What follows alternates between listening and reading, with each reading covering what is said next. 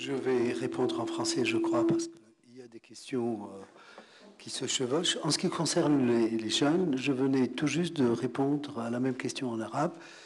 Effectivement, les jeunes qui ont fait la révolution n'étaient pas politisés. C'était une révolte contre l'autoritarisme, contre la corruption, pour la liberté, pour la dignité. C'était des jeunes qui n'étaient pas encadrés politiquement par les partis.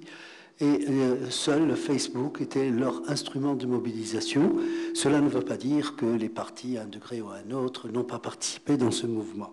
Et donc, effectivement, aujourd'hui, après la chute du régime de M. Ben Ali, ces jeunes n'ont pas d'alternative à proposer politique, puisqu'ils ne sont pas politisés. Et je remarque qu'ils sont sur un certain repli par rapport à la vie politique, et les plus actifs d'entre eux se dirigent vers l'action associative. Je considère que cela est une défaillance et que les partis ont comme obligation de mobiliser les jeunes et de les associer à l'action politique, parce que ce moment est éminemment politique et il va décider de notre avenir immédiat et à très long terme. Voilà pour les jeunes. En ce qui concerne le PDP qui serait à la traîne, ou le discours de Ben Ali, la laïcité et l'islamisme. Bien. Donc, nous avons été à la traîne. J'ai l'impression que nous avons été à l'avant-garde. Et je crois que tous ceux qui ont suivi la vie politique au cours au moins des 10 dernières années ont pu constater que le parti, notre parti, le PDP, était aux avant-postes de la résistance et de la lutte pour la démocratie. Toutes les initiatives politiques qui ont été prises, soit elles ont émané du PDP, soit le PDP était un des principaux instigateurs de ces initiatives. Donc, je n'ai pas l'impression. Pour le discours de Ben Ali, c'était le dernier discours qu'il a fait. Effectivement, il a pris plusieurs décisions. Un, qu'il ne se représenterait pas pour un 6e mandat. 2, qu'il allait dissoudre, qu'il a dissous le gouvernement. 3, il a décidé d'appeler à des élections générales dans 6 mois, etc. Mettez-vous dans le contexte tunisien d'avant le départ de Ben Ali, et un départ qui a surpris, y compris ses filles et son chef de cabinet. J'ai vu son chef de cabinet, il m'a dit, j'étais le plus grand surpris, je ne m'attendais absolument pas à son départ. Son départ a facilité la victoire de la révolution.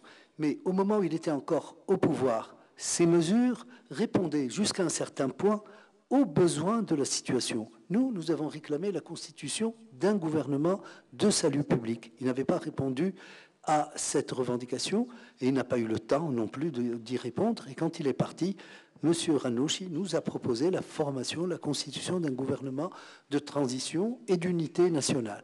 Donc nous avons été à l'avant-garde de l'action politique en Tunisie et nous avons toujours essayé de trouver des solutions faisables qui font progresser le pays. Pour moi, la politique, ce n'est pas un discours ultra-radical qui peut plaire pour un temps et qui ne change rien dans la réalité des faits. Enfin, c'est mon approche. Donc, si on a été quelque peu modéré, c'était une des nécessités de l'action politique, parce que beaucoup ont essayé autre chose et ont fini dans un exil extrêmement long, et leur participation dans la révolution et l'après-révolution a été vraiment infime. Donc, pour la laïcité, moi je voudrais rappeler que la Tunisie n'est pas un pays laïque et que Bourguiba se différencie d'Atatürk qui a laïcisé l'État turc.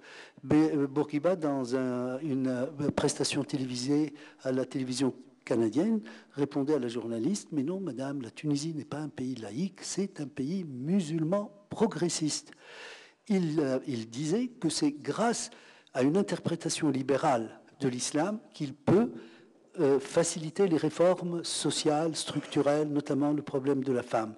Et que donc son problème, il disait, n'est pas avec la religion, mais avec certaines têtes pétrifiées de l'islam, donc le conservatisme religieux.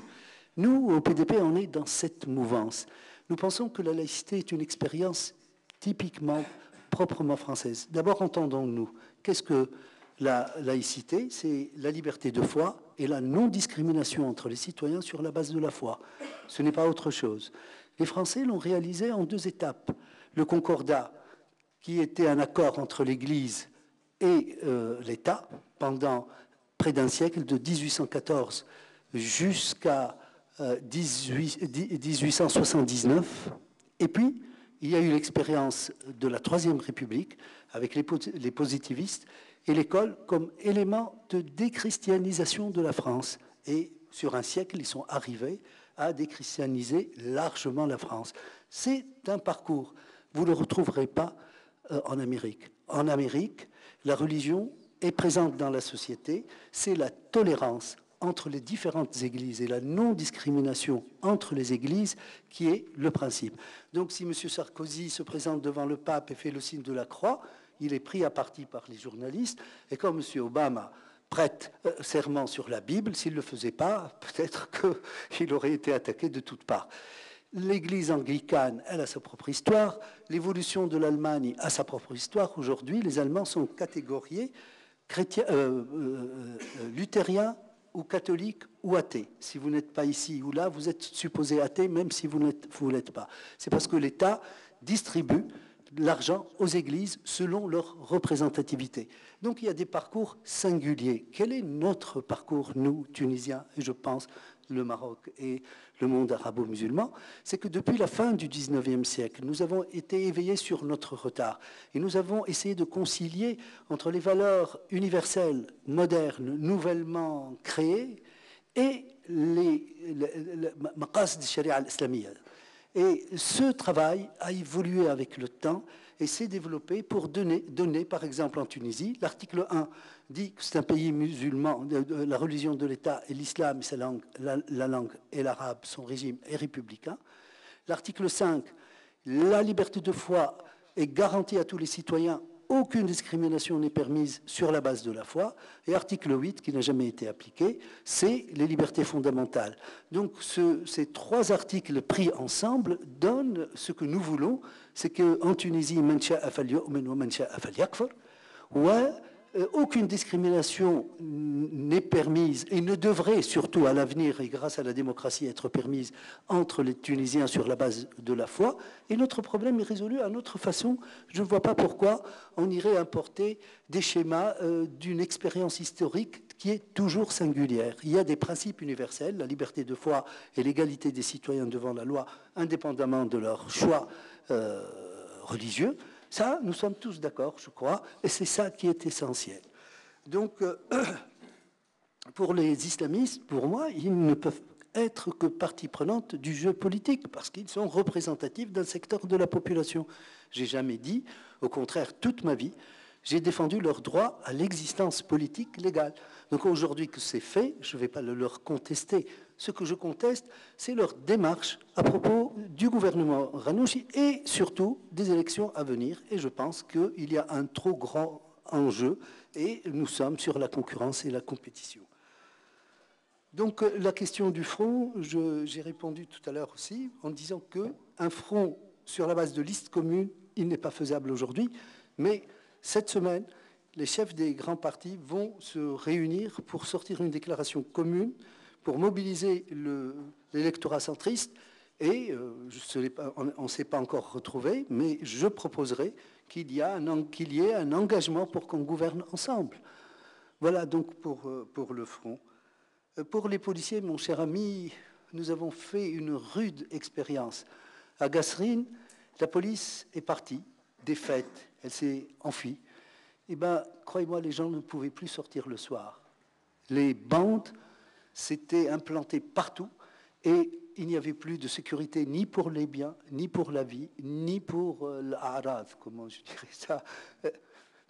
Donc, et le jour, et ça a été, je l'ai vu sur Al Jazeera, donc vous avez pu le voir, où les forces de police sont rentrées à Kasserine, ils étaient acclamés avec les you-you, les klaxons des voitures, les gens étaient heureux que les forces de police reviennent. La police, en tant qu'instrument de l'État, c'est lui qui fait la différence entre la civilisation et la barbarie. Parce qu'avant, chacun se faisait justice lui-même. Et lorsque l'humanité a accédé à la civilisation, elle a entreposé entre les mains de l'État le monopole de la violence pour défendre les biens, la vie et les libertés.